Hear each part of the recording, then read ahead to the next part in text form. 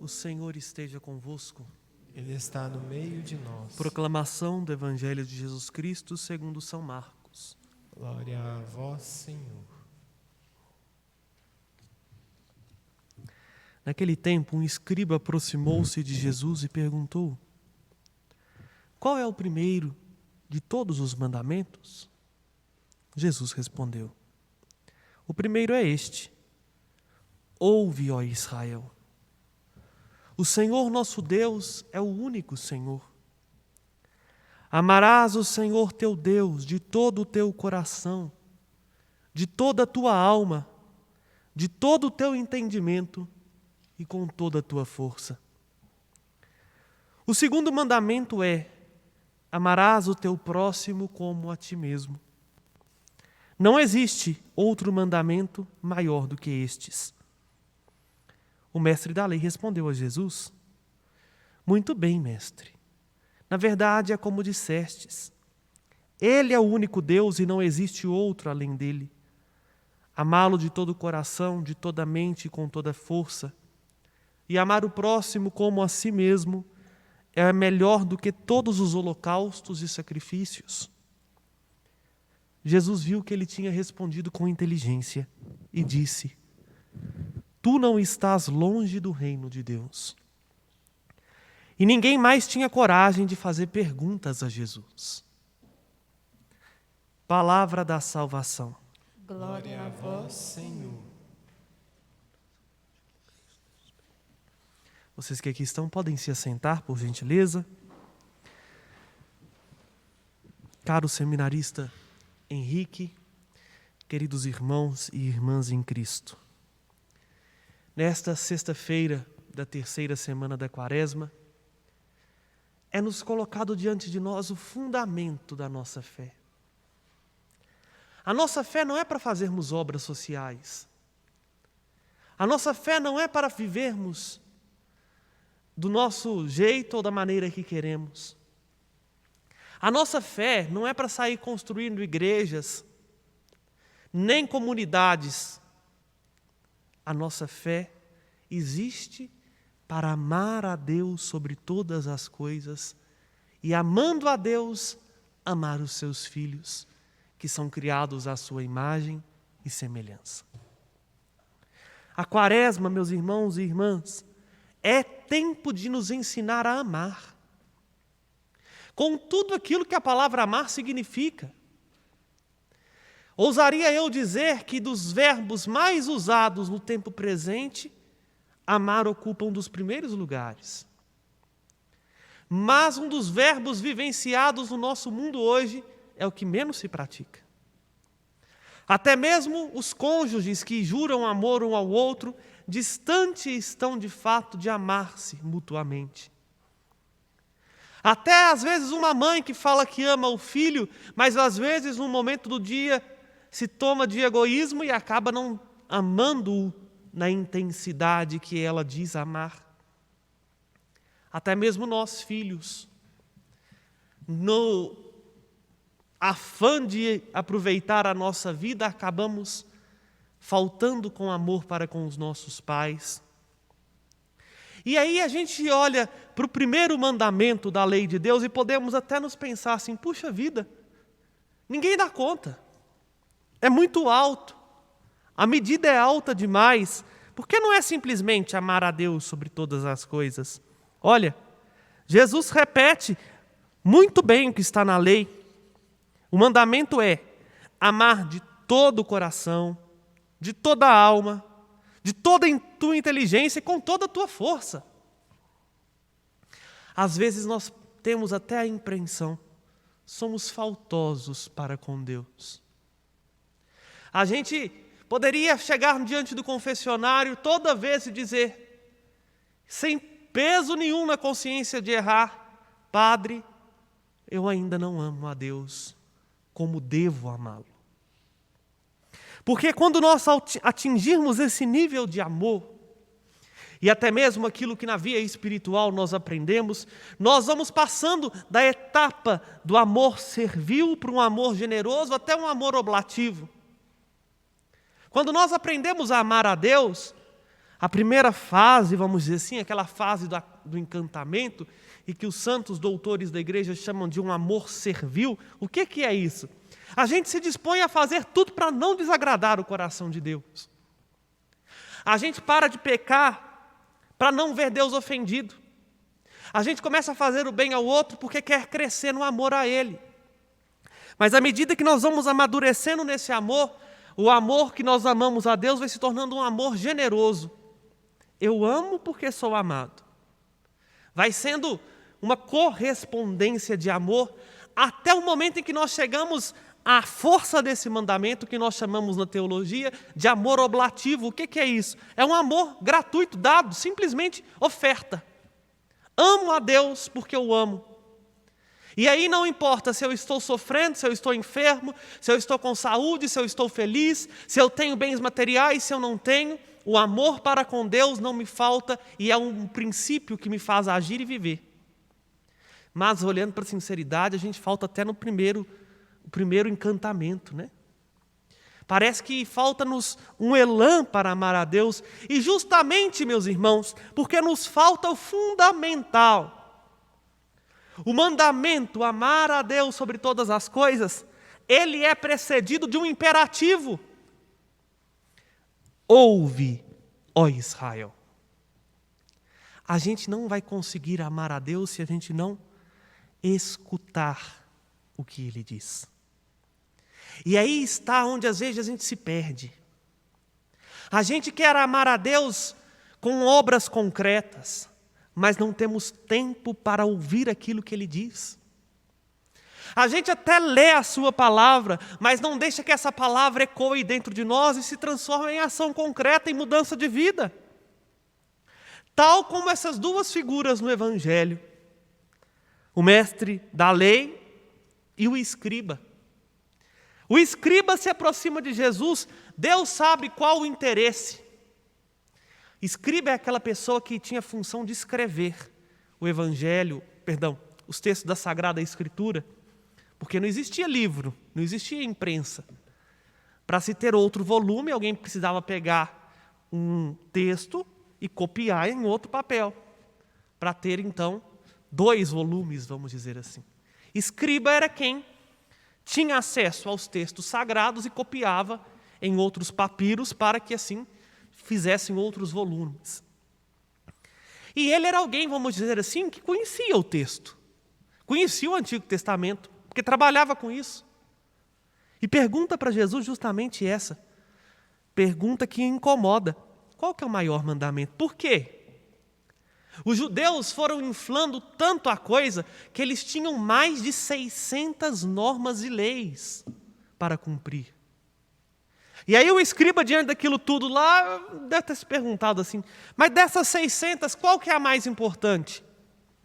E Jesus responde com o fundamental. E ouvindo essa resposta, um mestre da lei diz assim: muito bem, é verdade. Nisso você dissestes bem. Mas aqui o mestre da lei estava lá para, vamos dizer assim, pegar Jesus falando alguma outra coisa e aprisioná-lo. O escriba foi bem interessado, mas como o evangelho termina dizendo assim, e ninguém mais tinha coragem de fazer perguntas a Jesus, e vendo o contexto que nós estamos no evangelho de Marcos, a gente sabe muito bem, os doutores da lei se juntaram no grupinho e cada dia ia um fazer uma pergunta para Jesus, para ver se apanhava ele em uma heresia, vamos dizer assim, e mandava crucificá-lo. Mas diante do que ouviram de Jesus, não tinham nem coragem de fazer perguntas. Porque entenderam, sem o amor que se deve a Deus, todo o restante, inclusive o amor ao próximo, cai por terra. E é por isso que hoje nós somos chamados a olhar com sinceridade para o nosso coração e ver quem é que está ocupando o lugar que precisa ser de Deus na nossa vida. Às vezes a gente coloca pessoas da nossa família no lugar de Deus. A gente ama tanto e quer tanto bem aquela pessoa que ela passa a ocupar o centro da minha vida. Eu vivo em função dela. E nós não fomos criados para isso. Às vezes o que ocupa o lugar de Deus é o meu emprego. Tem pessoas que apegou tanto-se à função que idolatra o emprego dela. Hoje nós somos chamados a mais uma vez deixar que a palavra de Deus toque no nosso coração para mudar de dentro para fora. A pergunta que Deus faz é aquela mesma pergunta que Ele fez a Efraim na primeira leitura que ouvimos. O que ainda tem, Efraim, a ver com seus ídolos? Sou eu que o atendo e olho por você. Sou como ciprestre sempre verde, de mim procede o teu fruto. Compreenda, continua o Senhor, estas palavras o homem sábio, e reflita sobre elas o bom entendedor. Veja, é como se Deus estivesse falando assim: por que que a gente ainda continua buscando ídolos para colocar no lugar dele? Se é Ele que olha por nós, se é Ele que zela por nós, será que a gente ainda não entendeu que o único Deus verdadeiro é esse Deus amor que todos os dias nos chama para mais perto dele? Será que nós vamos precisar de mais o quê para despertar o nosso coração e voltar para o Senhor? Olha, meus irmãos, não é querendo fazer assim uma leitura superficial do que está acontecendo, mas me desculpa a tamanha franqueza, será que nós vamos precisar de mais quantas pandemias para mudar de vida? Para perceber que essa sociedade que a gente acha que é o padrão correto de viver, que idolatra o sexo, o prazer, que põe o dinheiro acima de tudo, está nos matando, está matando as pessoas que amamos, porque não quer saber mais de Deus. Deus ficou jogado de escanteio, e aí pagamos o alto preço, até mesmo com a vida. Diante de pandemias, chacinas, injustiças, nós vamos esperar mais o quê?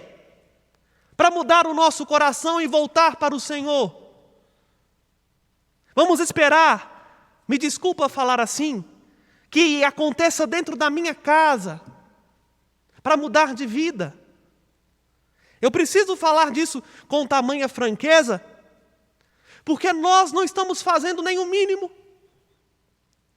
Nós falamos que somos cristãos, mas Jesus resumiu a lei em 2 mandamentos: amar a Deus e amar o próximo. O mais fácil é amar o próximo, e nem isso estamos fazendo. Continuamos agora nesse tempo difícil de pandemia, levando vida normal, né?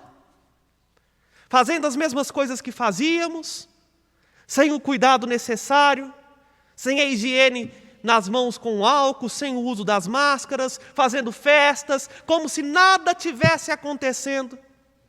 Que amor ao próximo é esse? Porque quando a coisa entra em outro contexto, aí eu lembro que eu preciso, e começa a jogar a culpa nos outros, né? Quando, me desculpa, eu falo assim, a Covid-19 bate na porta da minha família, aí parece que a coisa muda de figura. Aí eu começo a me preocupar, não com o outro, mas porque o ameaçado sou eu. A gente precisa aprender hoje a fazer com o mesmo, vamos dizer assim, com a mesma lógica que rege o coração de Deus, a lógica da gratuidade. Se de fato queremos levar conosco o nome de cristãos, a gente precisa aprender com o mais simples. E o mandamento mais simples é esse: ama o próximo como a ti mesmo. Porque, como disse eu numa homilia dessas para trás, Jesus dificulta a coisa. Na última ceia, Jesus eleva o mandamento. Mas aqui ainda está no baixo, né? Ama como você mesmo.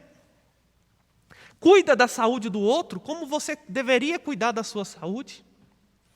Zela pela dignidade daquele que está do seu lado, com o mesmo empenho que você zela pela sua dignidade. Porque se a gente não aprende nas coisas pequenas, nós não vamos conseguir viver a plenitude do amor cristão. Porque o amor cristão, a medida não é mais a gente, a medida é Ele.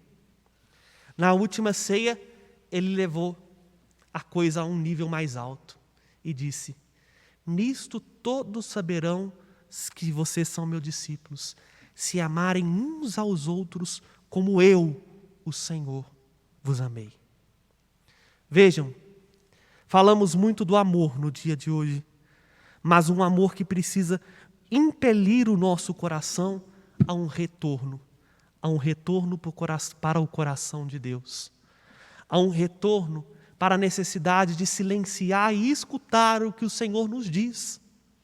Porque somente quando nós somos capazes de escutar e entender que Ele sim é o centro da nossa vida, que Ele sim é o Senhor e não há outro, nós seremos capazes de, colocando em prática aquilo que Ele nos diz, viver o mandamento do amor ao próximo, não mais com uma medida limitada e imperfeita nossa, mas com a medida perfeita que é Ele e que está na cruz. Só assim nós vamos realmente experimentar um tempo de graça e conversão. Só assim nós vamos fazer valer a pena o nome que levamos conosco desde o nosso batismo, o nome de cristãos. Porque entendemos e não estaremos longe do reino que nos foi dado, porque entendemos que a medida do amor é viver o amor sem medidas a cada dia. Esforcemo-nos, meus irmãos e irmãs, para ouvir a palavra de Deus. E ouvindo esta palavra, deixe que ela se transforme em amor, para dar a Deus o amor ao qual nós devemos dá-lo, e dando a Ele o que lhe é de direito, viver no amor a fraternidade que Ele espera que nós vivamos entre nós, homens e mulheres de boa vontade. Louvado seja nosso Senhor Jesus Cristo. Para sempre seja louvado. E com